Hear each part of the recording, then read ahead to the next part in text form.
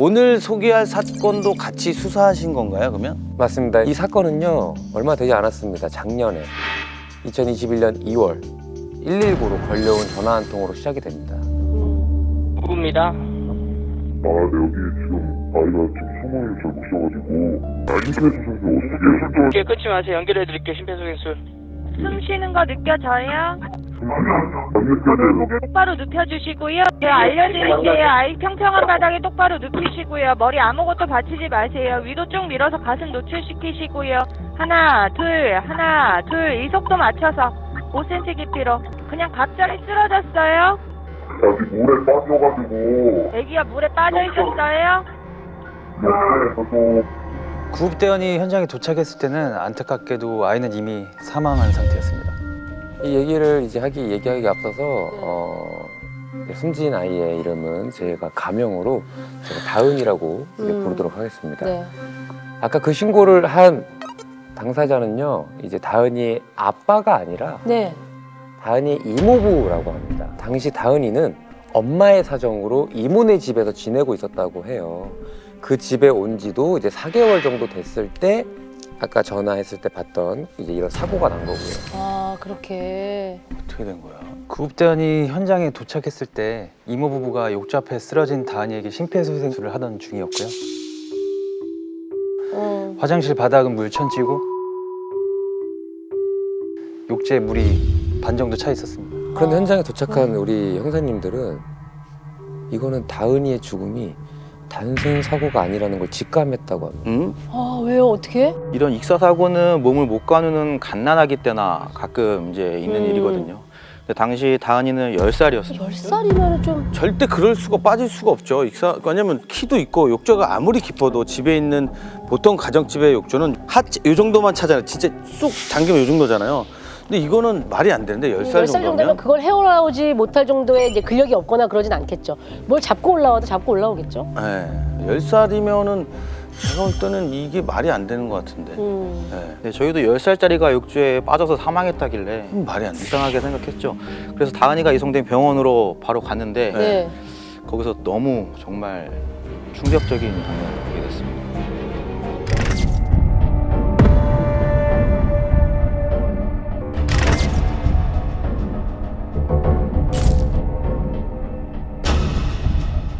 어머. 어머 멍이야 어머. 저게? 저 팔이에요? 다리예요? 팔이랑 가슴 부분. 팔이랑 상박 이제 상반신 좀. 네. 이제 이모와 이모부한테 상황 파악을 위해 물어봤어요. 네. 다은이 몸 상태가 왜 이러냐 했더니 애가 대소변을 잘 못 가려서 평소에 좀 체벌한 적이 좀 있다라고 하더라고요. 이제 사고가 난 그날도 대변 실수를 해서 욕조에서 씻으라고 한 와중에 이런 일이 생겼다고 하더라고요. 저게 온몸이 저렇게 멍이 들 정도면은 진짜 누가 무슨 단체로 막 구타를 맞아요, 했을 맞아요. 정도 아니면 그러니까. 오랜 시간 끊임없이. 막 끊임없이 구타했던가. 학대 막. 저희도 최소 아동학대 치사 뭐 그보다 더 심할 가능성도 이제 열어놓고 그 자리에서 곧바로 이모와 이모부를 긴급 체포했습니다. 아. 그래서 우리 형사님들이 이제 바로 긴급 체포를 하고요. 집 안으로 출동을 했다고 합니다. 그런데 정말 곳곳에서 학대의 흔적이 너무 많이 나왔다고 하는데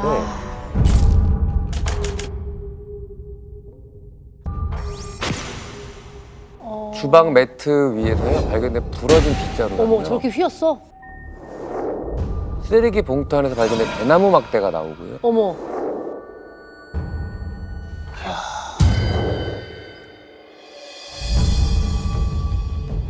아니 뭐 곳곳에 있네. 그냥 저런 체벌 도구들이 있는데요?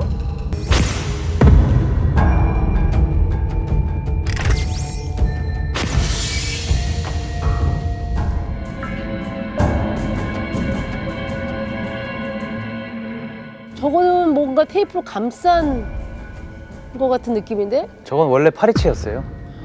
아, 파리채. 손잡이만 남은 거네. 위에 날아가고. 그러면 그 이렇게 파리를 정말 잡는 그 넓은 면적에 있는 거는 안 보이는데 날아간 것 같은데요. 저거는 날아갔나? 저길 잡고 때릴 때 손이 이제 아프니까. 누구 손이요? 때리는 사람이. 지 손? 그렇죠. 네. 그래서 손잡이처럼 테이프로 돌돌 말아가지고 감았다고 하더라고요. 또 파리 잡는 아까 그 찰랑찰랑한다는 넓은 그 면적은 그것도 걸리적거리니까 잡을 때 그것도 일부러 이렇게 오려서 뗀 거고요. 이제 조직폭력배들이 거기다 붕대 처리하잖아요. 칼에 그 감듯이 칼에 감듯이. 뭐 그런 거랑 다를 바가 없는 거지. 뭐 범행 도구로 만든 거나 마찬가지지. 일단 저희가 다은이 몸에 남은 멍자국이랑 범행 도구들을 전부 다 대조해봤는데요. 파리채로 아이를 때린 건 맞고요. 상처 자국이 딱 파리채 모양 그대로 아우. 네, 났더라고요.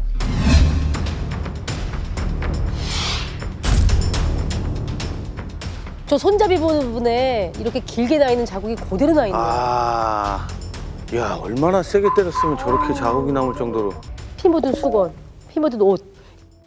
네, 폭행당하면서 흘린 다은이 피였습니다. 수건이랑 휴지에 묻어있을 정도로 양이 많았습니다. 그리고 집안에서 노끈 같은 것도 많이 발견됐고요. 아우. 나중에 다은이 손이랑 발목을 보니까 결박당했을 때 보이는 결박 큰 게 있었습니다. 10살짜리를? 예. 결박 도구에 폭행 도구까지 집 안에서 압수한 물품이 30개가 넘었다고 합니다. 그리고 그 중에서도 제일 충격적인 물건이 하나 나왔다고 하는데요.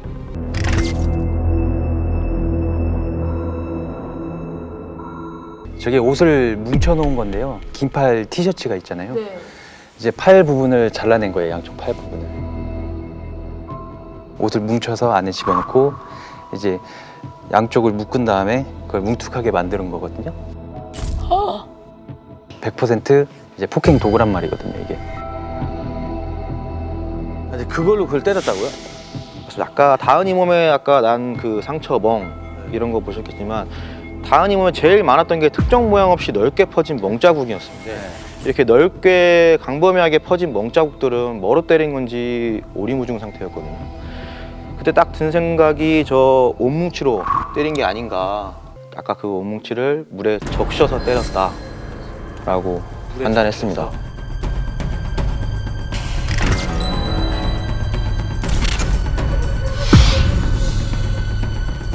이거는 고문인데. 고문이죠, 고문. 네, 물에 젖어갖고 하면은 무게가 무거워져서 그 위력이 훨씬 엄청 더 세지더라고요. 사망 당시에 집안에는 이모 부부하고 다은이밖에 없었습니다. 당연히 당시 상황을 본 목격자도 CCTV도 집 없었고요. 아니니까. 이모 부부는 일관되게 죽이려는 의도가 없었다고 주장했습니다.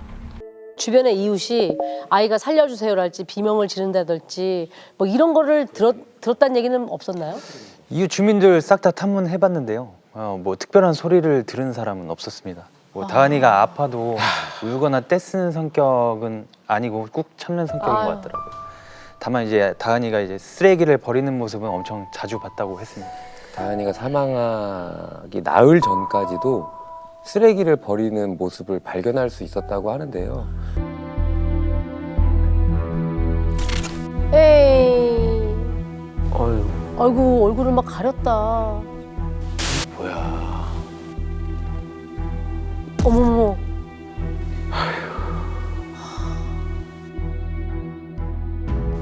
뭐 이렇게 많아. 음식물 쓰레기 버리러 가는 것 같아요.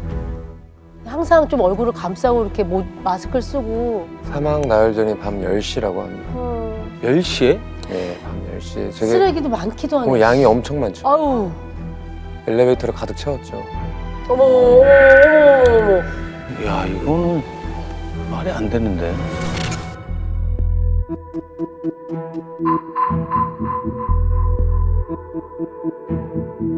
몇 번씩이나 날라야 될 정도로 저렇게 쓰레기가 많은데 저거를 그냥 애한테. 이거는 일상적인 심부름을 시키는 게 아니에요. 이거는 그냥 노동을 이 시키는 자체도- 거죠? 이 자체만으로도 학대거든요, 엄청난. 학대지 저거. 일단 의심은 너무 되는데 일단 증거가 일단은 충분하지 않으면 제대로 처벌을 못하게 되지 않습니까? 결론부터 말씀드리면 결정적인 증거는 찾았습니다. 아, 찾았어요? 다은이가 사망하기 전에 어떤 상태였는지, 집안에서 무슨 일이 있었는지 네. 그 상황이 담긴 영상을 확보했습니다. 이모 부부가 긴급 체포 직전에 핸드폰에 영상 수십 개를 삭제했는데 저희가 이제 전부 복구를 해서 확인해 보니 대부분 학대 영상이 복구가 됐습니다. 사망 전날입니다.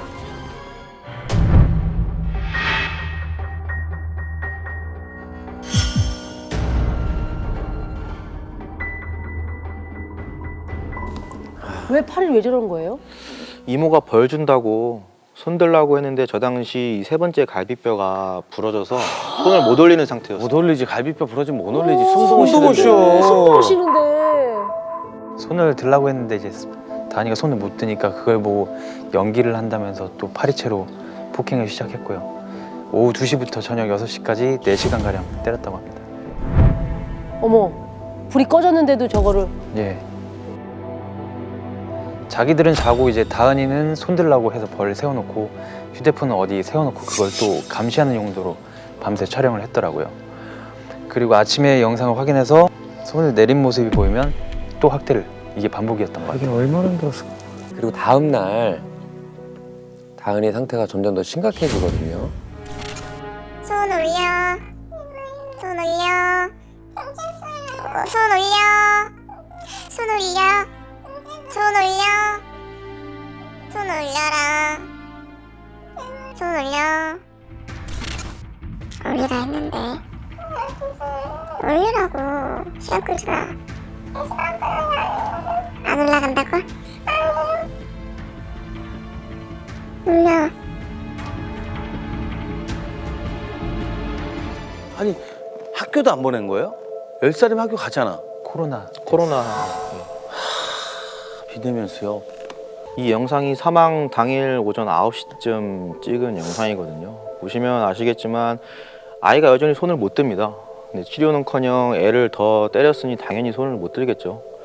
근데 그걸 보고 또 꾀병이라고 하면서 빗자루로 아이를 폭행했다고 합니다. 저 끔찍한 짓을 찍은 것도 좀 이해가 안 되지만 그 찍은 이유가 감시하려고 찍은 거예요? 네, 저희도 영상을 왜 찍었는지 계속 물어봤는데 끝내 대답은 하지 않았습니다. 예. 이건 2차 가해하는 거예요.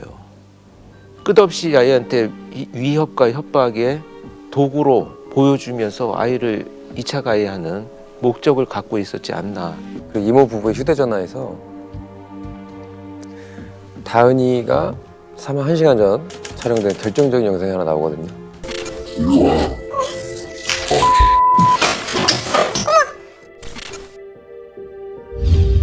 뭐야?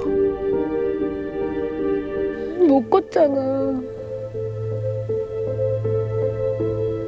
이 영상을 찍은 뒤에 다은이가 화장실에서 싸늘하게 사망한 채 발견이 됩니다. 그러니까 이게 119가 현장에 왔을 때 다은이 한쪽 손목에 보자기가 묶여 있었대요. 형사님들이 계속 추궁을 했는데 한쪽 손이 아니라 두 손을 같이 묶었는데 그것도 뒤로 묶고. 처음에 고문이 있었다. 물고문을 하다가 아이가 숨진 거다라고 판단을 했고 사망 직전 무려 50분가량 물고문을 했다고 자백을 받았어요. 아이 손을 뒤로 해서 이제 손목은 보자기랑 빨랫줄로 묶고 아 진짜로요? 네. 다리는 이제 비닐봉지로 묶어놨고요. 이제 이모가 다은이를 이제 머리를 욕조에 넣었다 빼면 이모부는 이제 바둥거리지 못하게 다리를 붙잡아서 중간에 이모부는 먼저 나갔고 이모 혼자 남아서 이제 물고문을 계속했다고 하는데요. 아이한테 욕조로 들어가라고 해서 아이 보고 20초 셀 때까지 나오지 마 이런 식으로 이제 물고문을 했다고 합니다.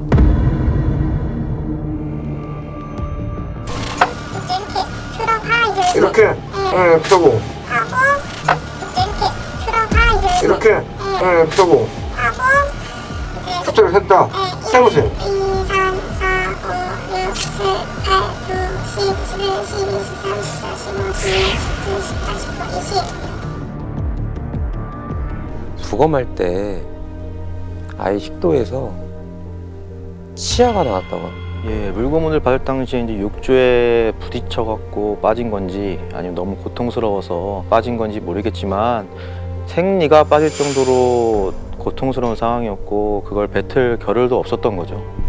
체벌 도구가 발견이 됐고 그다음에 의도적으로 묶어서 이렇게 물을 묻혀서 아이에게 가할 의도가 있었고 영상을 촬영했고 아이의 인생을 망가뜨리고자 했던 모든 것들이 이렇게 증거로 있는데도 쉽게 그거를 살인죄를 적용할 수 없다라는 게.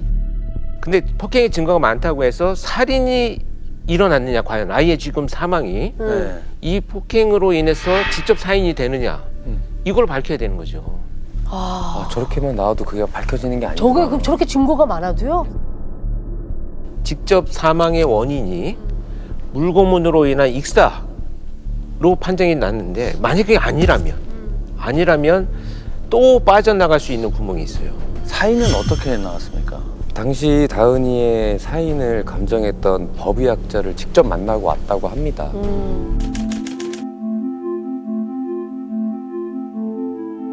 살아 있었어요. 그 전에는 물에 들어가기 전에는 부검을 했을 때 나비굴이라고 이쪽 부비동인데 두개골래 부비동에 액상 물이 차 있었고 후두, 기관 내강에 포말이 있었고 기관지에 포말이 있었는데 살아 있었기 때문에 물을 호흡을 운동을 하니까 물이 들어가고 이게 자극제가 돼서 점액하고 물이 섞여갖고 저런 현상이 일어납니다. 안목구로 저항을 하면은 저항은이 나타날 거예요.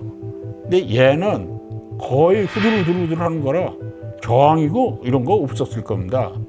그러니까 몸통 전체, 목 이런데 팔, 다리 할 것 없이 멍이 쫙 있고 멍이 생기면은 피가 혈관에서 조직으로 빠져나가고 유효 피가 적기 때문에 쇼크가 일어날 수 있어요. 이런 걸 쇼크, 속발성 쇼크라고 하고 그러니까 어떻게 되겠어?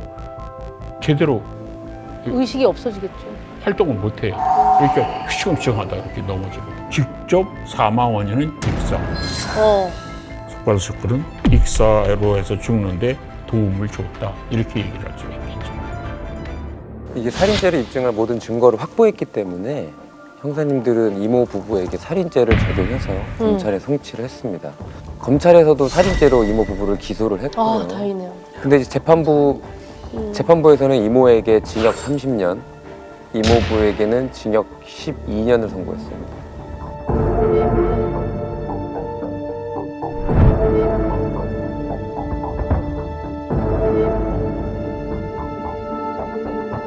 저는 이건 너무 형량이 낮은 거 아니에요? 제가 뭐 법을 잘 몰라서 그럽니다만.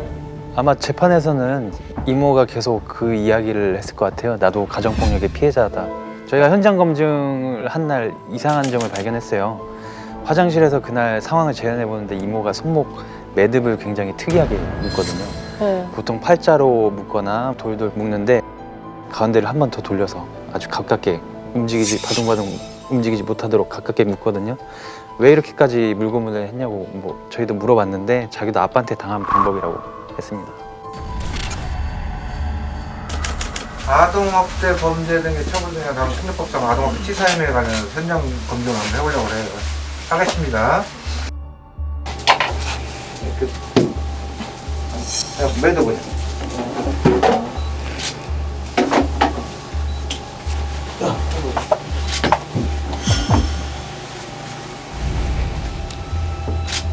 이렇게 해서 한 번 더 넣었구나. 이거를 안으로 해서 막 이렇게 했던 거 같아요. 이거 매듭 쳐봐서요. 매듭 어떻게?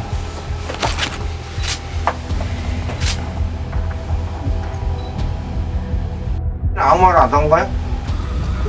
막을 하고 그러진 않아요. 그냥 뭐 잘못했어요 말 안 해요. 비명도 안 지르고 싫어요 하고. 그냥 그런 말 안 해요. 제가 사실 그 기간 동안 잠을 한숨도 잘 수가 없었던 게 이렇게 머리 막 잡아당기고 꼬집고 그러면서 이제 칼로 긋고 싶다고 하는 것도 제가 영상 찍어놨었거든요. 휴대폰에? 네, 있어요. 그리고 자꾸 이제 이건 저한테 오기 전부터 예, 그거 자세한 저 자세한 거 나중에 이제 사무실 가서 간단하게. 네. 이따까지 여기서 이루어진 거에 한 가지 좀 하시라고. 너무 잘못돼서 이렇게 막 죽이려고 그런 마음은 진짜 전혀 없었고 애를 때려서 먹게 만들어야지 그런 생각은 해본 적이 한 번도 없어요. 왜냐면은 제가 그냥 제 말에 모순이 있다는 건 알지만 제 스스로가 막 폭행 같은 걸 많이 당해봐가지고 애를 그렇게 한다라는 걸 되게 싫어했었거든요. 다은이를 숨지게 한 이모는 2019년 군산에서 발생한 아내 살인 사건의 범인 표 씨의 딸입니다. 그러니까 표 씨는 그 이모의 아버지죠. 표 씨는 평소에도 가정폭력이 심해서 자녀들을 상습적으로 폭행했다고 합니다. 사건 당시에 표 씨의 딸인 이모는 직접 언론의 모습을 드러내기도 했답니다. 창고에서 본인 키만한 이불을 들쳐매고 나옵니다. 이혼 소송 중이던 60대 아내를 10시간 넘게 때려 살해한 뒤 시신을 논두렁에 유기했다 검거됐습니다. 친딸은 사건 초기 경찰이 놓친 증거를 직접 수집하는가 하면 아버지가 범행 전날까지 새 어머니를 죽이겠다고 말하고 다녔다며 계획적 살인임을 증언했습니다. 또 어려서부터 자신을 잔인하게 학대했던 아버지가 그 당시. 출소하면 자신부터 죽일 거라며 영원한 격리를 간청하는 국민청원 글도 올렸습니다. 어머. 기스가 나왔나요? 아 정말요? 저 그때 잠도 다 설쳤거든요. 너무 긴장해가지고. 자기도 학대 대물림의 피해자다 뭐 그런 얘기를 하는 건데 그러기에는 자기 친자식들은 정말 이 손끝 하나도 안 건드리고 그 다은이만 폭행했거든요. 여기 친자식 같이 살았어요? 예. 그 애들도 나이가 어렸어요. 예. 다은이처럼 직접적인 학대를 당하진 않았지만 이제 학대가 벌어진 상황을 다 목격하고 그 상황에 노출된 채 지내온 거죠. 선택적으로 자기 트라우마를 발산했잖아요. 그러니까 자기 친자식은 학대를 하지 않고 다은이만 지금 잔혹한 행위를 저질렀잖아요. 고문이라고 해야 될 것 같아요. 근데 그 상황에 대해서 자기가 할 수 있는 최선의 자기 방어는 심신미약을 주장하는 것밖에 없어요. 그 행동을 자기도 설명되지 않고 합리화할 수 없다는 걸 알기 때문에 변명하고 형량 깎기 위한 뭔가 문제를 드러내는 전형적인 그냥 말에 불과합니다. 네. 두 번째 증거는 자 이제 국민청원도 했잖아요. 자기 아버지 문제에 대해서. 그렇죠. 그러면 그 현상을 정확하게 자기 인식을 하고 있다는 거예요. 트라우마라고 하는 것은 트라우마로 인해서 그 굉장히 고통스러운 상황이 계속 반복되고 잠을 못 자고 공황 상태가 유지되는 것이 트라우마인데 이런 증상하고는 안 맞는 거죠. 그래서 저는 인과관계나 연관성은 없다고 봅니다. 아직 저희가 이야기하지 않은 중요한 한 사람이 나왔습니다. 얘기해야죠. 다은이 엄마? 그렇죠. 다은이 친모에 대한 조사가 아직 조사해야죠. 남았습니다. 다은이의 친모 그리고 다은이를 죽음으로 이룬 이모 실제로 친모와 이모가 나눈 대화가 있거든요.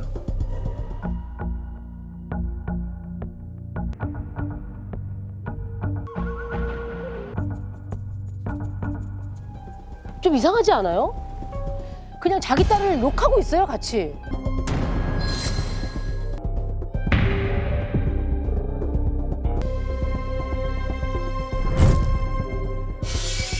이 무속 신앙에서 복숭아 가지가 테마 도구로 쓰인대요. 복숭아 가지가요? 예. 그 복숭아 가지로 귀신 들린 사람을 마구 때리면 귀신을 퇴치할 수 있다는 건데 이걸 구타법이라고 부르더라고요. 이모 말에 따르면은 다은이가 평소에 대변 실수도 많이 하고 뭐 같은 외계어를 한다고 이제 표현을 하고 아파트에서 뛰어내리고 싶다든지 뭐 이상 행동을 많이 했다고 해요. 애가 귀신에 들린 것 같아서 때렸다고 말 같지도 않은 변명도 하고 그랬습니다. 아마 다은이한테 이 구타법을 해보려고 한 것 같아요. 그래서 친모가 직접 복숭아 가지를 구매해서 줬습니다, 이모한테. 이것도 진짜 말이 안 되는 게 저희가 학교도 다 조사를 했거든요. 네. 학교에서는 다은이가 뭐 대변 실수를 한 적이 한 번도 없고 정말 친구들이랑 잘 지내는 이상적인 아이였다고 해요. 아이고. 네, 이상한 행동을 했다는 것도 믿기지 않는 거죠. 다은이를 학대한 그 이모가 무속인이었습니다. 현장 도착해서 문을 열었더니 집안에 엄청나게 큰 그 신당이 차려져 있었고요.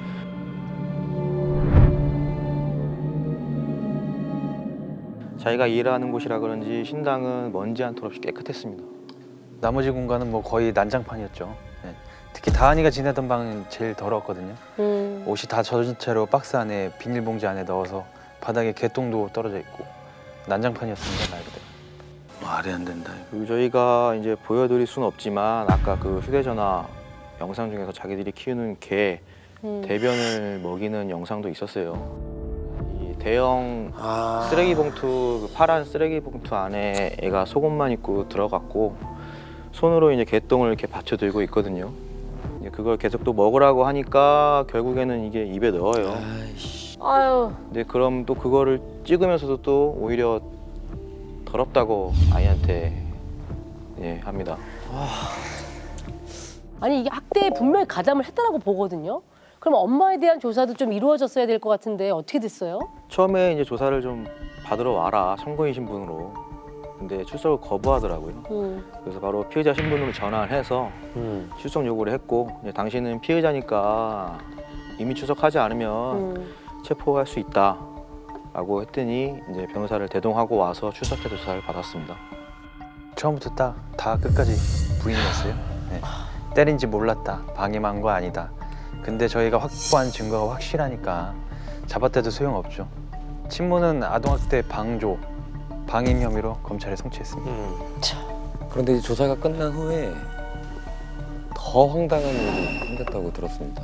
저희도 들은 건데 친모가 재판에서 탄원서를 제출했거든요. 무슨 탄원이요? 이모와 이모부가 이모부를 선처해줬으면 좋겠다는 식으로요. 다은이의 친모는요, 결국에 아동복지법 위반 혐의로 징역 2년 선고받았습니다.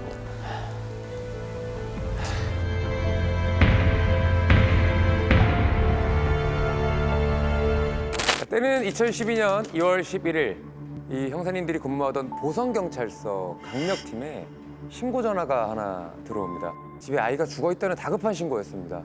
아이가? 집에 아이가 죽어 있어? 곧장 출동한 형사님께 아주 충격적이고 끔찍한 장면이 눈에 들어옵니다. 처음에 집에 딱 들어가니까 큰 방이 있었는데요. 애들 3명이 바닥에 나란히 누워 있더라고요. 셋은 친남매였고 얇은 이불에 덮인 채 3명 모두 사망한 상태였었습니다.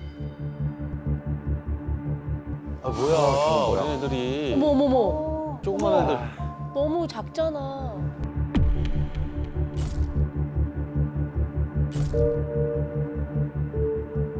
야 이건 뭐냐 이거? 사망을 하게 되면 네. 시신이 우리가 부패한다고 하잖아요. 네. 이게 부패는 피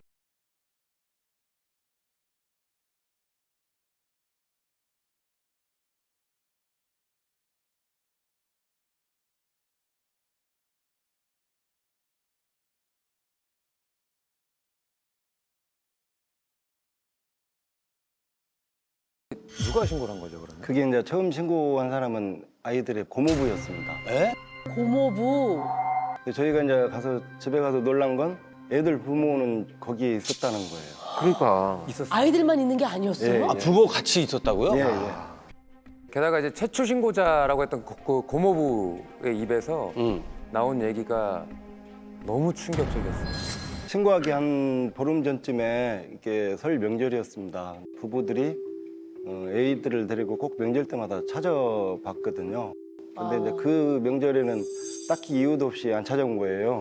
그리고 전화를 해서 목소리를 듣고 싶다고 바꿔달라고 해도 안 바꿔주고. 이게 이제 고모부가 이제 뭔가 이상하다. 그래서 이제 결국 그날 집으로 이제 찾아간 겁니다. 찾아갔는데 부모가 문을 안 열어줘요. 더 이상하다. 그래서 뒤로 돌아가가지고 창문을 뜯고 들어간 거예요. 고모부가. 뜯고 들어갔는데 아이들 3명이 다 죽어 있는 거죠. 정말 끔찍해 놀랐겠다. 그래서 신고가 된 겁니다. 그래서 일단 부모가 너무 이상하지 않습니까? 네. 일단 너무 이상한데? 이상한 걸 떠나서 아니 이상한 게 아니라 범인일 이거는 가능성이 큰 거죠. 그래서 이제 부모부터 긴급 체포를 했답니다. 아이들의 시신은 이제 바로 부검을 맡겼고요. 부검 결과를 확인해 보니까 3명 모두 위에서 거의 음식물이 나오진 않았습니다. 1차 부검 소견이 좌멸증후군, 속발성 쇼크로 인한 사망으로 나왔습니다. 좌멸증후군이 뭐예요? 자멸증후군 이건 굉장히 심한 외상이 있어가지고 몸에서 생긴 이 독성 물질들이 이제 혈액을 파고들면서 혈액들이 부패가 되어가지고 결국은 이제 사망하게 되는 거예요. 거기다 위에 음식물이 없다고 하잖아요.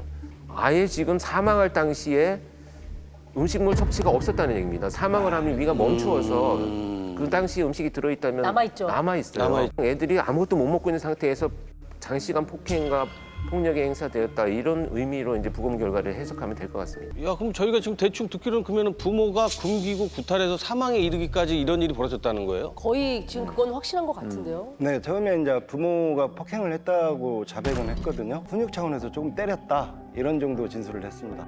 그리고 애가 그렇게 사망할 정도로 때렸다면 그건 폭행이죠, 폭행. 네, 저희가 집을 압수수색했을 때 폭행 도구로 보이는 물건들이 나왔는데요. 막대기, 파리채, 반으로 자른 가죽 허리띠도 발견이 됐고요. 스타킹도 발견이 됐습니다. 어머. 부모가 애들을 어떻게 때렸는지 다 얘기를 했는데요. 일단 애들을 속옷만 입히고 식탁에 눕힌 채로 스타킹은 손발을 묶고 아이들을 저항하지 못하게 누르고 이런 걸로 등과 허리, 다리 등을 때렸다고 하더라고요. 아니 그 조그만 아이들은 세상에 이게 무슨 일이야. 자, 형사님이 말씀하신 것처럼 이제 그 진술을 토대로 그 당시 부부가 현장 검증을 진행했다고 합니다. 그 현장 검증 영상을 함께 보시죠.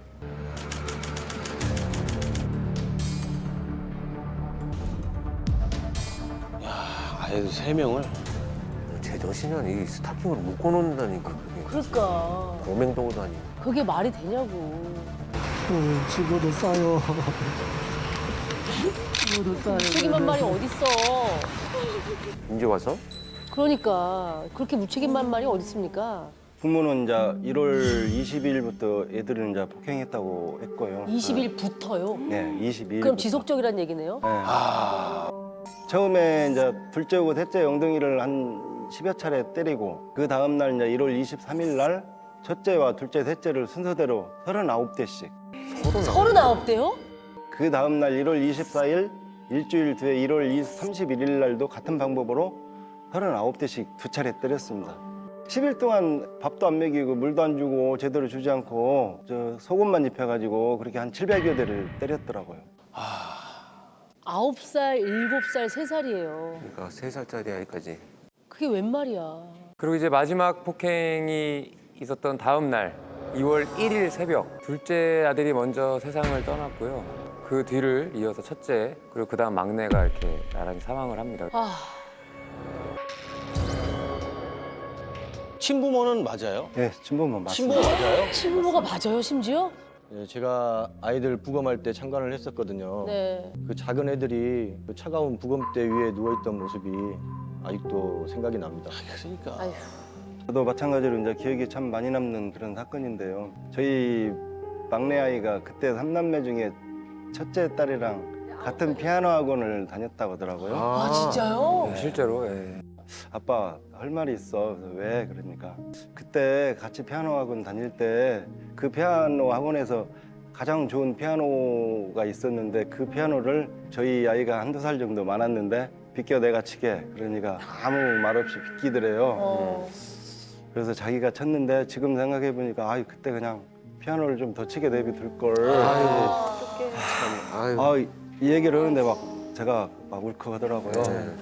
근데 보통 이제 이렇게 부모에 의한 학대 사건은 어찌됐건 부모가 은폐를 하려고 하거든요. 근데 뭐 순순히 이렇게 자기들이 무슨 이유로 저렇게 자백을 했는지. 근데 제일 의심스러운 건 이제 39회씩 때렸다고 진술하는 게 이게 굉장히 지금 궁금해요. 근데 폭행의 횟수를 기억하고 있는 게 너무 기괴하지 않아요? 2차례에 걸쳐서인가? 네.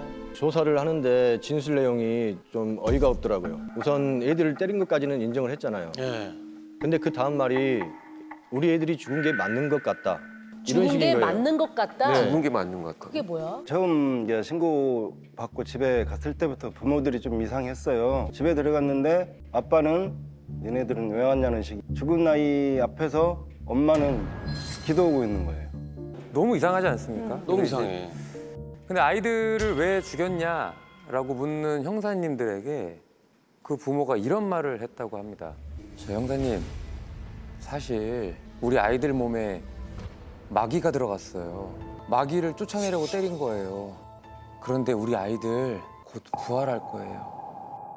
이게 마귀는 뭐고 부활은 뭐야? 이 말이 되니 이게? 뭐 사이비 종교 같은데 완전히 빠져 있었던 것 같아요. 네. 사실 이 부모가 그 동네에서 교회를 운영했거든요. 목사님이에요? 예, 목사님. 빠진 게 아니고 자기 진짜요? 자기가 목사님이요? 목사인데 왜 그래? 교회가 종교단체에 제대로 등록된 것도 아니고 목사인 아빠는 신학대학을 제대로 나온 것도 아니고 그렇더라고요. 그러면 전형적인 사이비 종교의 목사. 근데 또 이 부모가 이렇게 말했다고 합니다. 그 아이들을 때린 게 성경에 나온 대로 그대로 한 거라고 주장을 했다고 합니다. 뭔 소리야? 성경에 그런 게 나오긴 뭘 나와. 유대인들에게 40에서 하나를 감한 매를 5번 맞았으며 아이를 훈계하지 아니하려고 하지 말라. 채찍으로 그를 때릴지라도 그가 죽지 아니하니라. 그 성경 구절의 뜻이 뭔지 이제 정확히 전문가분에게 직접 한번 들어봤거든요. 그래요? 예, 한번 어떤 건지 한번 들어보시죠. 고린도후서 11장 24절에 유대인들에게 40법에서 하나 감한 매를 5번이나 맞았으며 라고 하는 것에 그러니까 이 말씀은 사도 바울이 유대인들에게 억울하게 태형을 받은 것을 말하는 구절이지 그건 자녀들을 훈계하는 거하고 전혀 상관없는 것이고 성경의 말씀을 그렇게 이상하게 너무 문자적으로 생각해서 아이들을 39대까지는 때릴 수 있다라고 생각하는 것은 성경의 전체적인 뜻을 무시한 게 되는 거죠. 맞아요. 그 어느 종교를 다 갖다 놔도 이렇게 때리라는 게 당연한 말씀이죠. 말이 없네. 그럼요. 말이 안 되죠. 잘못된 믿음에 빠진다는 게 정말 이렇게 무서운 거라고 생각합니다. 예, 무서워요. 근데 이제 푹 빠질 만한 계기가 있더라고요. 목사가 옛날에 몸이 좀 안 좋았었나 봐요. 강직성 척추 측만증이라고 등뼈가 굳는 병인데 그것 때문에 고생을 많이 했대요. 그때 이제 그 교회를 다니기 시작했는데 몸도 많이 좋아졌다 그래요. 그때부터 이제 그 교회에 완전히 이제 심취해서 살다가 결국 교회를 차리고 자신이 이제 목사가 되는 거죠. 아, 이제 무슨 뭐 식당 개업하냐고 자기가 그렇죠. 하고 싶으면 뭐 교회 열고 이게 말이 되냐고 이게 지금 장난하는 것도 아니고 말이 안 되는 거지. 잘못된 믿음을 가진 부모 때문에 아이들이 그렇게 사망한 사건이니까 이렇게 지금 사건이 어떻게 잘 종결이 됐나요? 저희도 이때까지만 해도 이제 사건이 다 해결된 줄 알았거든요. 끝날 때까지 끝난 게 아니더라고요. 뒤에 뭐가 있어요? 반전이 또 있구나. 주변 사람들 말이 하나같이 부모가 도무지 그럴 사람들이 아니라고 하는 거예요. 학대는커녕 그 일이 벌어지기 전까지는 애들 너무 예뻐했고요. 담임 선생님도 애들한테서 어떤 폭행이나 학대의 흔적 이런 것도 전혀 발견할 적도 없었다고 했고요. 그러니까 폭행 전후로 뭔가 계기가 있었을 것이다라는 걸 캐치를 하셨다는 얘긴데. 맞습니다. 그래서 이때 누구도 상상하지 못한 엄청난 반전이 이제 시작됩니다. 저희가 그 부부를 다시 추궁했는데요. 목사 부인 엄마가 이상한 얘기를 하기 시작한 거예요. 이상한 얘기요? 무슨 얘기요? 네. 그 여자가 시키는 대로 한 거예요. 그 여자가 아이들을 때리라고 시켰어요. 정여인이라는 사람이 이제 애들을 때리라고 이렇게 시켰다는 거예요. 부부가 운영하던 교회의 신자였는데요. 목사가 간증하는 걸 듣고 그 교회에 다니게 된 여성이거든요. 근데 알아보니까 혼자서 딸을 키우는 평범한 주부였어요. 근데 정여인의 딸이 많이 아팠거든요. 그래서 딸을 위해서 성실히 기도하면서 후원도 꼬박꼬박 하는 그런 사람이었더라고요. 그런 사람들이 왜 애들을 때리라고 시켰다는 거예요? 넘겨 씌우려고 뒤집어 씌우려고 그러는 거 아닌가요? 예, 저희도 처음에는 어떻게든 빠져나가려고 너네가 좀 거짓말하는 거 아니냐. 근데 진짜로 정여인이 시킨 거라고 믿어달라고 하면서 눈물을 막 흘리는 거예요. 왜? 이거 뭐야? 믿어주자니 이게 말이 되나 싶기도 하고. 말이 안 되죠. 헛소리라고 여기기에는 너무 찜찜한 구석이 많았습니다. 그 이제 부부의 검찰 송치만 이제 남은 상황인데요. 이제 우리 형사님들께서 수사를 더 진행을 해야 할지 또 고민이 깊어질 수밖에 없었던 거죠. 근데 갑자기 뭔가 딱 떠오른 게 하나 있다고 합니다. 그 집을 압수수색했을 때 발견했던 압수품이 하나 있었는데 메모네요? 노트? 손님 오셔도 자녀들을 잘못하면 민망할 정도로 때려서 방에 있도록. 이게 무슨 말이야? 매질, 금식 및 징계, 채찍질, 얌전해지도록 꼭 누가 말하는 걸 그대로 받아 적은 듯한 느낌인 거예요. 이걸 보니까 이제 정여인이 때리라고 시켰다는 엄마 말이 신빙성이 있을 수도 있겠다.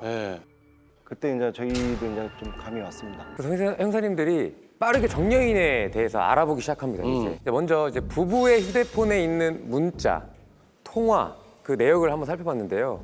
이제 진실이 드러나기 시작합니다. 휴대전화에 뭐가 남아있는 거야? 폭행이 있기 약 보름 전부터 정여인과 목사 부부가 수백 통에 가까운 전화와 문자를 주고받은 흔적이 있더라고요. 문제가 있다. 이거 수백 통이면. 수백 통이면 첫째, 둘째만 그런 게 아니라 셋째도 귀신이 들었대요. 때려보면 귀신 있는 거 알 테니까 채찍으로 때리래요. 속지 마세요. 귀신이 더 있대요. 애들이 밖으로 나가지 못하게 하고 물 외에는 아무것도 주지 마세요. 이게 무슨 말이 돼? 아이들 몸속에 귀신이 많이 있으니 더 때리세요. 오늘은 2번 때려야 한다고 했어요. 오늘은 물도 주지 마세요. 미쳤나 봐. 엄마 말대로 모든 게 정여인의 입에서 나온 거였습니다. 폭행의 방법까지 정여인이 다 지시를 했더라고요. 폭행이 계속되면서 애들이 너무 이제 심각해지고 있잖아요. 그러니까 그때의 정여인의 반응이 어땠는지 대화 내용을 한 번 더 보겠습니다. 그렇죠. 애들이 거품을 물고 있어요. 어머. 야, 웃지 마세요. 미쳤나 봐.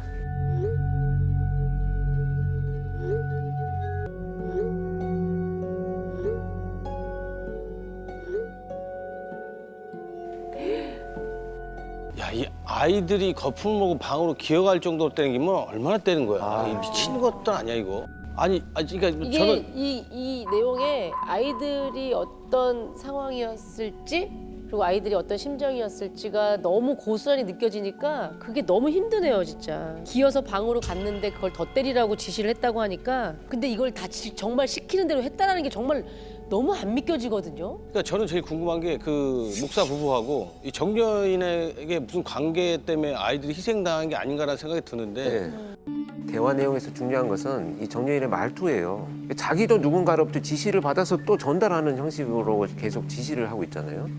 마귀의 자식으로 보래요. 채찍으로 때리래요. 때리래요.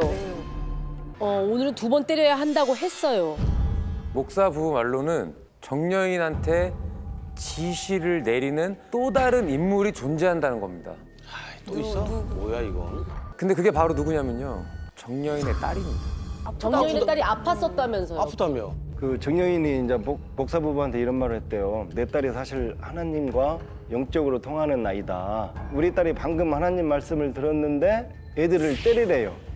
이렇게 말을 했다는 거죠. 그 정여인이 자기 딸을 신격화해서 신과 다이렉트 메시지를 나누는 사이인 것처럼 믿고 그걸 딸이 그렇게 얘기를 하니까 목사가 믿었다는 거잖아요. 이렇게 터무니없는 소리를 믿을 수가 있나, 목사라는 분이? 정여인 딸이 아프다 그랬잖아요. 네. 목사 부부가 그 딸을 위해서 이제 기도해주러 정여인 집을 이제 자주 갔는데 정여인 딸이 이제 삐쩍 말라가지고 움직이지도 못하고 누워서 눈만 껌뻑껌뻑하고 있더래요. 근데 그 모습을 보니까 그래서 자기 옛날 모습과 같았다고 이렇게 하더라고요. 아까 무슨 병명이 있었다고 그랬는데 강직성 척추 측만증. 기도로 당신 딸의 병을 낫게 해줄게요. 이렇게 말을 하는 거예요. 딸이 낫지 않으니까 정여인이 이제 화가 났을 거 아니에요? 화가 나가지고 너희들 죄 때문에 우리 딸이 낫지 않는 거다. 그걸 들은 목사 부부가 정여인에게 죄책감을 좀 가졌고 그때부터 이제 정여인이 하는 말이라면 다 믿기 시작한 것 같더라고요. 정상적인 그 교회와 목사가 아니잖아요. 이런 폐쇄된 집단 안에서는 자신들이 인정받기 위해서 뭐라도 해내야 된다라고 이런 심리적 압박감도 굉장히 컸을 것 같아요. 그러다 보니까 이제 정상적인 사고 판단 체계가 이제 점점 무너지지 않았나. 이게 전형적인 가스라이팅. 그렇죠. 이게 소위 이제 자기 딸의 병이 낫지 않는 것은 너희들의 기도가 잘못됐다라는 것으로 가스라이팅을 계속 해가지고 죄책감을 느끼게 만들면서 교묘하게 포장을 한 것처럼 보여집니다. 어찌됐건 저는 참 대단한 게 우리 형사님들이 자백도 나오고 현장 검증까지 끝났으면 사건을 보통 이제 마무리하거든요.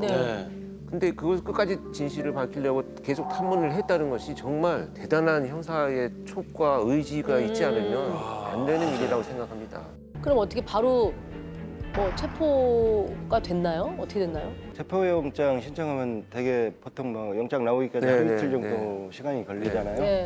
혹시 도망갈지 모르니까 정여인 집 앞에서 저희가 이제 잠복을 했죠. 그러다가 이제 다음 날 영장이 나오자마자 곧바로 이제 집에 가가지고 체포를 했고 그때 안 갔으면 진짜 큰일 날 뻔했어요. 나중에 왜요? 듣고 보니까 정여인이 다 정리해가지고 이렇게 도망갈 준비를 하고 도주하려고? 예, 도주하려고. 그 정여인을 체포해서 경찰서로 이제 데리고 왔죠. 네. 데리고 와서 형사님들은 증거들이 있었잖아요. 그런 걸 이렇게 들이밀면서 이제 추궁을 하기 시작합니다. 그때 정여인이 뭐라고 했는지 한번 같이 한번 들어보시죠. 나 듣기 싫은데. 때리라고 한 건 맞는데 정말 죽을 줄은 몰랐죠. 정여인 정말 악질이네요. 맞아요. 진짜 와 막 아니 도대체 왜 그러는 거래요? 이해가 안 되는데. 네, 이제 목사 부부가 이제 기도를 해준다고 이제 아이들을 이제 데리고 그 집에 이제 자주 들락날락 했대요.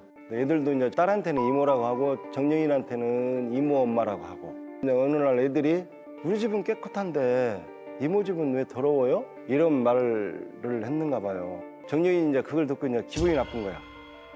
애들을 혼내주고 싶은 거지. 그래서 생각하는 게 애들한테 귀신이 씌었다. 아마 우리 모녀에 대해서 좋지 않게 생각할 거다. 니네 때려보면 귀신이 씌었는지 아닌지 알게 될 것이다. 이렇게 해서 이제 목사 부부가 애들을 때리기 시작합니다. 실제로 그 집에서 나온 아이들의 반성문이 하나 나왔거든요. 이모 아픈 게 무서웠다. 죽을 것 같다고 생각했다. 이모 엄마가 냄새 나는 것이 싫었다. 화장실에 휴지통이 없는 게 싫었다. 싱크대에서 물 틀어준 것이 싫었다. 이걸 언제 썼다는 거예요? 때리면서. 때리면서? 그러니까 목사 부부는 정말 때리니까 이게 우리 아이들이 그 정여인 그 집에 대한 그 반감이 있네 이렇게. 그러니까 우리 아이라면 이런 얘기 안 할 텐데 이 아이들 안에 있는 마귀가 하는 얘기다라고 생각을 했다라는 거잖아요. 맞습니다. 이런 거면 세상에 있는 아이들은 다 악마 씌운 거게. 아이들은 그럼요. 지저분하면 지저분하다고 더러우면 그럼요. 더럽다 냄새나면 냄새난다 얘기를 하는 아이 그게 아이인데 그 목사한테 들은 얘기인데요. 이게 이제 뭐 애들 계속 굶기고 때리는 와중에 애들이 아빠 나중에 치킨 먹을 수 있어 이렇게 얘기를 하더래요. 그래서 목사가 그래 나중에 치킨 시켜줄게 이렇게 약속했다는 거예요. 기분이 그 당시에 막 울컥해가지고 진짜 목사를 한번 때려버리고 싶더라고요. 진짜로. 그렇죠. 그 맞는 와중에도 끝까지 아빠를 신뢰한 거예요. 그렇지 이 고통이 지나면 아빠가 뭔진 모르지만 뭘, 지금 화가 나 있지만 아빠가 화가 가라앉으면 우리는 치킨도 먹을 수 있고 밥도 먹을 수 있어라고 끝까지 아빠를 믿은 거죠. 폭행 지시가 있기 전부터 이미 정여인이 목사 부부한테 이런 말을 했었더라고요. 카드빚 2천만 원이 있는데 그 빚을 갚아야 우리 딸 병이 빨리 낫고 목사님 아이들한테도 좋을 것이다. 목사 부부 통장 내역을 확인해 보니까요. 정여인의 딸 명의 계좌로 1,000만 원을 보낸 기록이 나오더라고요. 야, 악마다 악마. 아이들이 죽은 날짜가 2월 1일 새벽이라고 했잖아요. 그날 정여인이 이런 말을 했다고 합니다.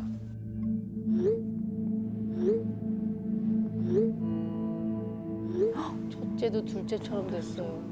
아유, 죽은 거 아니야 지금 미쳤네. 첫째도 둘째처럼 죽은 거 아니야 그렇죠. 그 얘기잖아요. 근데 정여인은 그런 와중에도 돈을 요구했네. 땅 판 돈 달라고.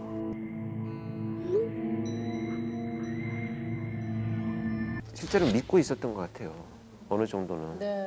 아니 죽었다는 표현을 안 쓰는데요. 그냥 그렇게 됐다라고 하는 거지. 그렇죠. 근데 실제로 아이들이 죽고 나서도 정여인이 시키는 대로 돈을 보냈더라고요. 2월 3일 그러니까 애들이 죽고 이틀 후에 갖고 있던 땅을 팔아서 700만 원을 보냈고 2월 6일에는 기금소까지 팔아서 520만 원을 보냈더라고요. 해서 보니까 20여일 동안에 한 2천만 원이 넘는 돈을 정여인한테 보낸 거였어요. 아무리 바보 멍청해도 이거를 진짜 정여인은 진짜 악마가 맞다. 왜냐면 자기 아픈 딸을 이용해서 이런 짓에서 가정을 파탄시키고 파탄내고 그 돈을 갈취하고 아이들을 3명의 아이를 죽게 만들어. 진짜 귀한 생명을. 그리고 죄송합니다. 또 반전이 또 있습니다. 정여인이 이제 검찰에 송치되고 이제 한참 후에 한 기자가 이제 이 사건 취재를 하기 위해서 아마 정여인 집에 방문을 했었는가 봐요. 근데 송장 같은 그 정여인 딸이 멀쩡하게 나와가지고 문 열어줬다는 거예요. 이게 진짜 얼굴은 아픈 것이 거짓말이었나? 이런 생각도. 거짓말이죠. 거짓말이지. 누워 있었던 거짓말이죠. 거예요. 누워 있었던 거지. 검찰 송치 전에 이 세 사람이 한 자리에 모아서 대질 신문을 했는데요. 목사 부부가 하라는 대로 하면 우리 애들 부활한다고 했지 않냐 이렇게 하면서 원망하면서 울고불고 그때 후회를 좀 하는 것 같더라고요.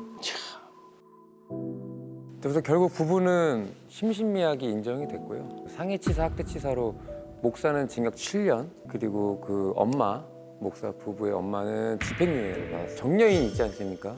정여인은 상해 그리고 학대치사 교사죄, 사기죄 징역 10년을 받았습니다. 10년 받아도 살아있잖아, 니네는.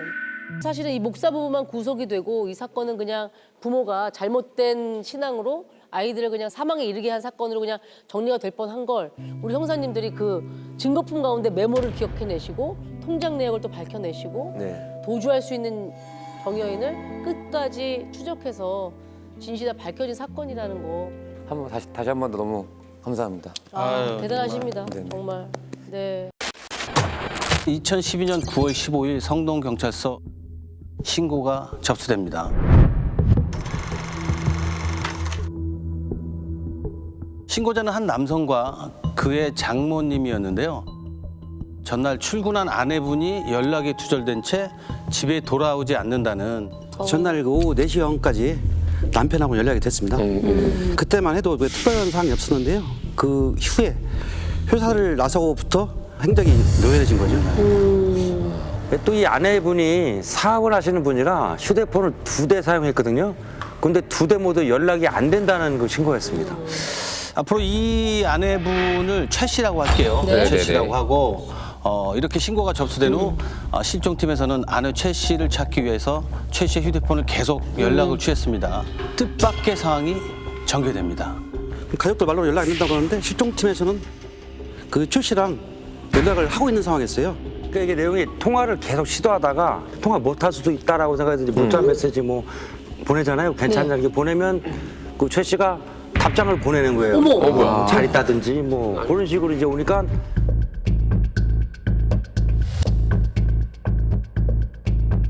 오빠는 누구예요? 오빠는 남편분이요? 그렇죠. 남편을 말하는 거예요. 남편. 오.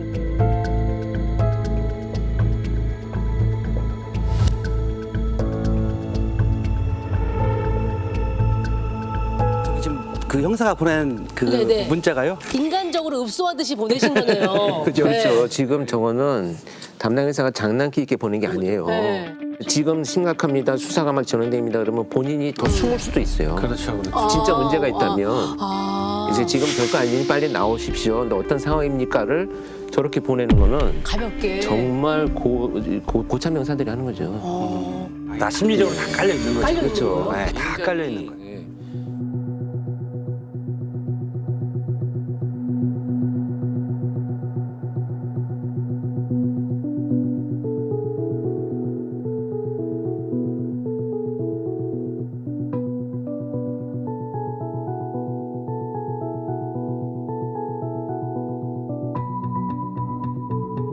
이 얘기를 듣고 그 피해자의 어머니, 친정 어머님이 깜짝 놀라서 펄쩍펄쩍 뛰셨죠.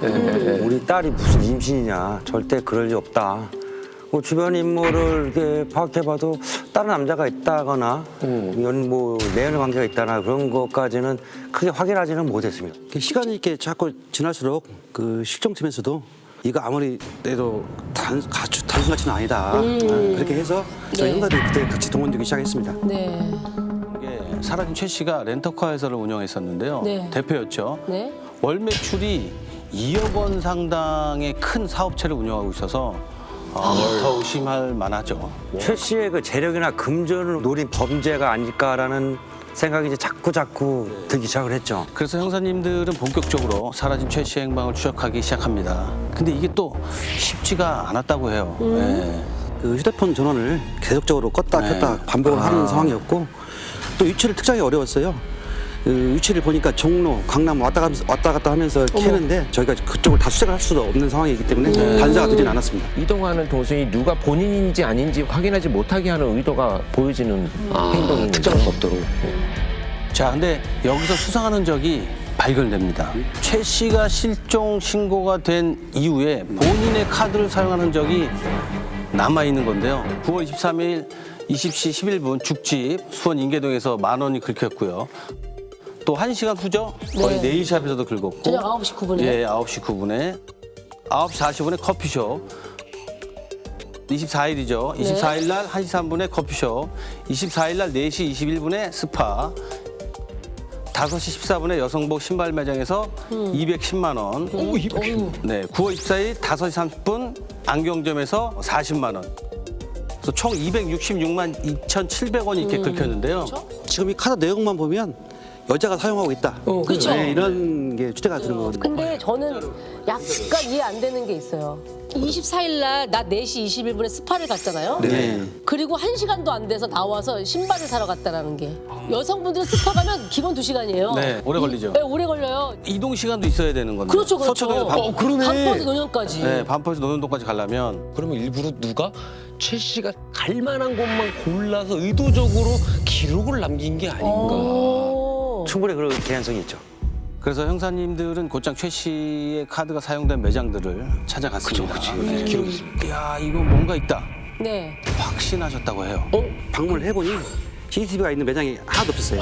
일부러 어떻게 그럴 수가 있어? 일부러 CCTV 없는 매장만 노리고 거기서 결제를 한 거죠. 생사를 빨리 확인해야겠다. 그 생각밖에 들진 않더라고요. 그래서 일단 형사님들은 매장 주인분들 그리고 직원분들을 붙잡고 일일이 물어보기 시작했습니다. 몇 군데에서 아주 중요한 결정적인 단서가 될 만한 정보를 얻습니다. 그때 당시에 뭐 요즘은 뭐 남성분들도 네일샵이나 이런 데 자주 가시는데 10여 년 전만 해도 남성들이 네일샵 가는 건 거의 없었거든요. 확인해 보니까 그 네일샵에 있는 종업원분들 확인해 보니까 남자가 다녀왔었다는 거예요. 그래서 이제 일단 카드가 쓰인 그 수원 인계동하고 반포동, 그다음에 논현동 동선에 있는 CCTV를 다 모두 따와갖고 분석을 했어요. 분석하다 보니까 그 같은 인상착의 남자가 지나간 게 포착이 됐거든요. 와, 저렇게 사람 많이. 저렇게 많은 데서도. 모자 쓰고. 화질도 안 좋은데 저거. 어우.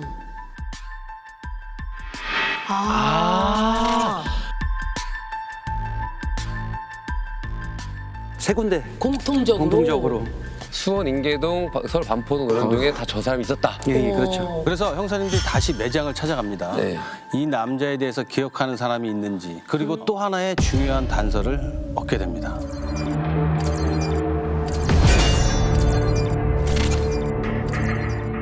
저희들이 그 스파 매장에서 네. 그 한 직원이 용의자 남자랑 대화를 나눴던 것을 기억을 하고 있더라고요. 직원 얘기가 사실은 내가 신사동에 있는 땡땡 스파를 오래 다녔는데 거기보다 여기가 시설이 훨씬 좋더라. 그걸 기억을 하고 있었어요. 그래서 이제 곧장 그 신사동 땡땡 스파로 이제 가서 남성 회원 정보도 자기가 계속 다녔다고 하니까 그걸 쭉 이제 확보를 하게 된 거죠. 그 회원 정보들을. 네. 그중에 모자 쓴 남자와 흡사한 남성을 하나 찾았죠.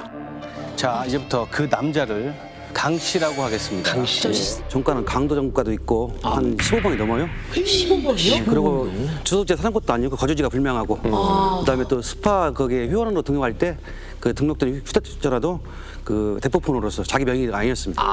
그래서 우리 강 씨 신원 정보를 통해서 통신사에 의뢰를 했더니 본인 명의로 사용하고 있는 휴대폰이 2대가 있더라고요. 지를 추적을 했는데 놀랄 만한 소름 끼치는 사실을 하나 발견했습니다. 강 씨 휴대폰 위치가 수시로 바뀌고 껐다 켜졌다를 이렇게 반복을 했는데요. 그 실종된 최 씨 그 피해자분이 휴대폰도 꺼졌다 켜졌다 아까 종로 강남 뭐 이렇게. 그 시점하고 위치가 거의 일치하는. 어머. 여기 뭔가 있다라는 이제 강한 확신이 섰죠. 자, 형사님들은 추적 끝에 강 씨의 거주지를 알아냅니다. 최 씨가 사라진 지 한 달여 만에 강 씨를 긴급 체포합니다. 그때 당시 그 강 씨를 체포하는 순간에도 자기가 안 했다는 듯이 이렇게 태연하게 굴었다고 해요. 그래요? 자, 우리 다 알고 왔어요. 최 씨 어디 있어요? 최 씨? 아, 그 여자가 날 신고한 거예요? 네. 아닌데요. 그럴 리가 없을 텐데. 최 씨랑 무슨 사이인데? 그냥 제 고객이에요, 고객. 아니 근데 선생님들, 지금 이거 영장도 없이 이래도 되는 거예요, 이거 지금? 근데 여기서 뜻밖의 단어잖아요. 고객이 뭐예요? 무슨 고객이라는 얘기죠? 당시 그 강 씨를 체포한 곳이 그 수원시 인계동에 있는 한 오피스텔이었는데요. 오피스텔에서 심부름센터를 운영하고 있더라고요. 심부름센터요? 네, 거기서 그 사무실도 운영하고 최 씨는 강 씨가 운영하던 그 심부름센터의 고객이었다고 주장을 한 겁니다. 그래서 고객인 최 씨의 카드를 강 씨가 쓰고 다닌다는 것 자체가 이게 고객 카드를 쓴다는 거잖아요. 그렇지, 그러네. 그 자기 고객 그 여자가 피해자가 쓰라고 해서 쓴 거다 하면서 큰 소리 거꾸로 큰 소리 치는 거예요. 그러니까 형사님도 강 씨를 체포한 후에 계속 추궁을 했대요. 그리고 얼마 후 강 씨의 입에서 아주 충격적인 이야기를 듣게 되는데요. 이게 사실은요. 이게 최 씨한테 먼저 의뢰를 받은 게 아니고 그 남편 있잖아요. 김 씨. 그 사람이 나한테 먼저 부탁을 했어요. 그 자기 와이프 최 씨 그 뒷조사 좀 해달라고. 바람 피는 것 같다고. 나도 순간 욕심이 좀 나니까 내가 돈을 더블로 받고 싶었던 거지. 그래서 내가 최 씨한테 말해버렸습니다. 예. 당신 남편이 나한테 이런 부탁을 했다. 뭐 이렇게 해서 그 대가로 내가 돈을 좀 달라고 한 거고요. 예. 그 또 심부름센터 그 강 씨가 돈 욕심 그걸 보고 돈 욕심이 나니까 양가를 거친 거예요. 그 여자한테 또 얘기를 해서 당신 남편이 나를 했으니 이걸 알고 있어라. 역으로. 예, 역으로. 그 대가로 이제 최 씨에게 돈을 요구합니다. 네. 근데 당장 그 최 씨가 돈이 없다고 하니까 돈이 없으니까 카드를 줄 테니까 카드를 써라. 그래서 최 씨가? 자기는 최 씨가 그래서 자기는 강 씨는 카드를 받아서 썼다 이렇게 주장을 하는 거고요. 쓰라고 준 카드의 내역이 그렇죠. 안 맞잖아요, 자기하고. 그러면 내일샷하고 그렇지. 일부러 여자용으로 유장을 하고. 그렇죠. 맞아. 또 강 씨는 언변이 상당히 좋았거든요.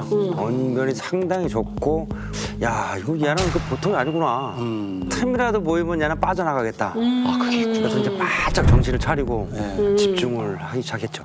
실종된 최 씨와 남편. 지금 등장한 남편 김 씨 사이에 뭐가 그래도 문제가 있긴 있었던 것 같은데 두 분 사이에 뭐. 주변 인물들을 대상으로 해서 이제 이야기를 탐문을 좀 해봤거든요. 한 1년 전부터 두 사람 사이에 이혼 얘기가 오갔다고 하더라고요. 실제로 안 좋았구나. 일반적으로 자기 처나 가족이 사라지면 애가 거의 타죠. 거의 애가 타는 정도가 아니라 거의 막 그럼요. 신고 망가지게 돼 전폐하죠. 신고 있는데. 전폐하죠. 근데 가면 갈수록 더 차분해지고 말도 잘하는 거예요. 일단 강 씨의 진술을 확보한 형사님들은 남편 김 씨를 불렀습니다. 강 씨가 체포된 줄 모르는 김 씨는 이따만 해도 굉장히 덤덤했다고 해요. 그래서 처음에 그래갖고 최 씨에 대해서 간단하게 조사인 척 해가지고 약간 간을 보다 기습적으로 이 얘기를 했죠. 강 씨 체포했고 했던 걸 다 인정했다. 그렇게 말을 하니까 얼굴이 사색이더라고요. 그렇게 한참을 말이 없던 남편은 모든 걸 내려놓은 표정으로 이렇게 고백을 했습니다. 네, 형사님. 제가 죽이라고 했어요. 그러니까 이제 자기가 강 씨에게 그 아내를 살해해달라고 청부 살인을 의뢰했다고 말을 한 거죠. 그 대가로 거의 한 1억 3천 정도를 지급했다고. 심부름센터. 강 씨. 강 씨한테 그 모자 쓴. 네. 소름이 돋았죠. 소름이 돋고 아 여자는 죽은 게 맞구나라는 확신이 들더라고요. 형사님들은 다시 강 씨를 불렀어요. 그러니까 남편 김 씨한테 다 들었다. 최 씨 어떻게 됐냐? 지금 어딨냐? 근데 강 씨는 딱 잡았다는 거예요. 살인 청구를 받았다까지는 인정을 했어요. 네. 그리고 사망 계좌로 돈이 입금된 것도 확인이 됐어요. 네. 근데 청구는 받았지만 최 씨를 실제로 죽이진 않았다고 얘기를 하는 거예요. 그러면서 실종자한테 최 씨한테 남양주 어디쯤에 가 숨어 있어라 그렇게 얘기를 했다는 거죠. 자기도 또 김 씨한테 1억 9천까지 늘어날 생각이니까 그때까지 나타나지 말라 얘기를 했다는 겁니다. 그 말이 계속 바뀌어서 어디서 믿지는 않았거든 저희도. 믿지는 않았는데 나중에 마치 약 올리듯이 얘기를 하더라고요. 그러니까 형사님 그 말로 하지 마시고 뭘 나한테 갖고 와서 얘기를 하세요라고 얘기를 하는 거예요. 근데 그때 당시에는 시체가 저를 발견하지 못했죠. 근데 이제 긴급 체포를 해놓은 상황이니까 속은 이제 타죠. 수사관들 입장에서는 48시간 지나면 이거 자격 못 받으면 결국 또 내보내줘야 되니까. 맞습니다. 그래서 형사님들은 최 씨를 찾기 위해서 당시 강 씨의 지난 행적들을 파헤치기 시작합니다. 그런데 최 씨가 실종되고 얼마 후에 강 씨가 한 렌터카 업체에서 차를 빌린 흔적을 발견했습니다. 그 강 씨가 차량을 렌탈을 했거든요. 근데 원래 이제 렌트카 하면 그 도난이나 이런 거 방지하기 위해서 GPS를 2개를 꽂잖아요. 네. 도난이나 뭐 위반나 이런 거에서 네. 다른 렌트카와 똑같이 생각을 하고 2개를 꼽은 거예요. GPS 하나 더 있었던 거죠. 네, 그래서 당시 렌트카 업체 사장한테 그 사정해서 겨우 GPS를 확보를 했어요. 맨 처음엔 거부를 했죠. 그래서 사정해서 수사 기록으로 확보를 한 거죠. 그때 그 확인을 해보니까 9월 17일 새벽에 파주와 양주, 용주골 일대를 운행했던 기록이 쫙 나왔거든요. 네네네.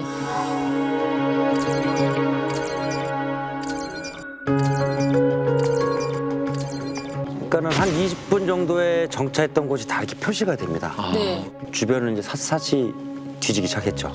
안타깝게도 형사님들이 3개 팀으로 나눠서 온 산을 다 뒤졌는데 그때 한 형사님이 무서운 촉이 발동하기 시작합니다. 그때 당시 차량에 나눠서 형사들이 나눠서 이제 수색을 하고 있었는데 네. 그때 당시에 그 실종팀 팀장님이신 분이 원래 형사도 오래 하셨고 촉이 굉장히 좋은 분이셨어요. 그 팀장님하고 저하고 이제 같이 차를 타고 수색을 하고 다 있었는데 시간은 다 돼가고 영장 시간 다 돼가고 그렇죠, 그렇죠. 나오는 건 없고 속이 네. 타서 제가 되는 아, 거지. 이거 풀어야 되나 막 이런 생각이 들고. 근데 그 팀장님 갑자기 야 범석아 너 여기 잠깐 차 좀 세워봐 그러더라고요. 그래서 저는 속으로 아니, 화장실을 가려고 그러나 여기는 시킨 장소가 아니었는데 왜 바빠 죽겠는데 여기 세우라는 거야. 근데 내리시더니 야 여기 10분만 한번 찾아보자 그러시는 거예요. 갑자기? 더군다나 이거 도로 옆으로는 밑에 뭐 계곡처럼 돼 있고 철조망쳐 있고 이런 식이었거든요. 붙어다니면서 바빠 죽겠는데 그리고 이제 내려갔어요. 네. 하자니까. 그 조금 좀 막 수색하고 있는데 갑자기 야 범석아 빨리 와봐 그러더라고요. 네.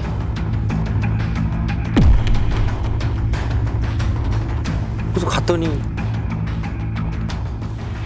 시체 발만 이렇게 보이는 거예요. 부패가 다 됐는데 이상하게 그것만 보이더라고요. 근데 그때도 우리는 솔직히 말씀드려 이게 그 피해자인지 아닌지 남자인지 여자인지는 아예 몰라요. 또 친정 어머니한테 연락을 드려가지고 네, 그 네. 현장에서 그 여자용 손목 시계가 나왔었거든요. 네. 유품 그 시계를 보여줬던 어머니가 펑펑 우시더라고요. 내 딸이 맞는 것 같다고. 결론은 다음 날 DNA 검사 결과 출시로 최종 확인됐고요. 자, 그래서 명확한 증거도 찾았겠다. 형사님들은 사건 현장의 사진을 찍어서 네. 다시 강 씨를 찾습니다. 야, 네가 이거 갖고 오라며 너 이거 봐라. 던졌죠. 그럼 말도 안 해요. 어떤 딱 이렇게 하더니 안 봐요. 부들부들 막 떨어요. 야, 너 이거 갖고 오라며 막 우리 힘들었어 막 이거 찾아봐 빨리 봐 네가 하나하나 꺼내주면서 일단 보여줬죠. 현장 사진을. 네. 그냥 그때 이제 완전 무너진 거죠. 인정하던가요? 네, 이제 그때는 인정을 할 수가 없으니까. 그렇지. 증거가 나왔으니까. 그렇죠. 서울 성동구의 한 오피스텔 주차장에서 지를 살해했습니다.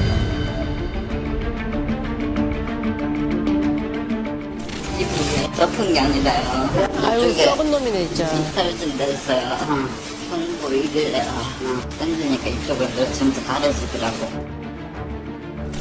그때는 죽이겠다는 생각 들었어요. 다들 그냥 착수나 걷어먹고 어차피 친구 안 오니까 이렇게 그만두고 진행하는 걸 그만두면 처음에 3천만 원 넣고 그냥 연락 주문했는데요. 가서 이런저런 핑계 대니까 돈 주셔버리고. 돈을 받고 사람을 죽였지만 네. 거기에 대해 주책감이나 증명이 전혀 없었어요. 현장 감정을 하는데도 타지는 않아요, 타에. 아, 강 씨가요? 네, 타지는 않아요. 또 문 열고 딱 버티면 굉장히 사람을 통제하기가 힘들거든요. 네. 그 남편은 이런 끔찍한 청탁을 왜 한 건지. 그 원래 그 아내가 시작한 렌트카 회사는 처음에는 남편 김 씨가 하던 거였어요. 근데 사업이 잘 안 된 거예요. 그걸 접으려고 했던 것을 그 아내가 이어받은 거죠. 근데 아내가 그 사업 수단이 좋은가 봐요. 네. 뭐 차량 원래 5대로 시작을 했는데 외제차까지 포함해서 100대가 넘을 정도로 차량을 렌트를 했었고. 근데 거기에 비해서 그 남편 김 씨는 이제 강남 쪽에서 노래방을 서너 개 정도를 운영하고 있는데 네. 부인이 그 자기보다 수입이 훨씬 낮잖아요. 거기에 또 자기 또 렌트 사본다고 집에 오는 시간도 늦고 하면서 이제 잦은 갈등이 좀 생겼다고 봐야 될 것 같습니다. 약간 자격지심도 있었던 것 같아요. 네. 그래서 이제 아내 최 씨는 이제 위자료도 한 5, 6억 줄 테니 이혼해달라. 남편에게. 김씨 요구했고요. 위자료 한 4억 정도를 받았어요. 근데 이것도 위자료를 손금으로 받았어. 가족이 아유. 남자 입장에서는 하기 싫고. 근데 이 사업을 투자하다 보니까 잘 안 되더라고요. 아유, 또 안 됐어. 근데 나머지 이제 이용원 받고 자기는 이제 아내랑도 끝이고 또 양육권도 좀 뺏기고 갔고. 그러니까 모든 걸 잃을 것 같다. 그래서 이제 아내를 살해하기로 결심한 김 씨는 자신이 운영하는 노래주점에 일하는 직원에게 강 씨를 소개받게 된 거죠. 네. 그래서 아내를 죽여달라는 청부를 하게 된 거예요. 네, 사실 아내 최 씨가 강 씨를 만나게 된 것도 남편 때문이라고 해요. 아, 그래요? 네. 어떻게요? 자기가 아는 카센터 사장이 있는데 계약을 하면 그 렌트카 이런 것을 수리를 싸게 해주겠다고 그렇게 하니까 한번 만나봐라. 살인했던 주차장도 저희가 다 가봤거든요. 가봤는데 CCTV가 없고 사각이더라고요. 한도 없고. 건너편 건물에서 남편은 건너편 건물에서 지켜보고 있었고 자기 처가 그 차에 타는지 안 타는지 지켜보고 있었던 거예요. 형사 생활을 오래 하다 보면 살인 사건을 많이 접하게 되는데요. 지금 이런 그 아내를 첨부 살해한 사건 이런 것은 좀 기억에 많이 남죠. 아무래도 오래가고. 뭐 미제가 되지 않아서 다행이긴 하죠. 그렇죠. 억울하면 풀어드렸으니까. 그 너무 그렇죠. 예.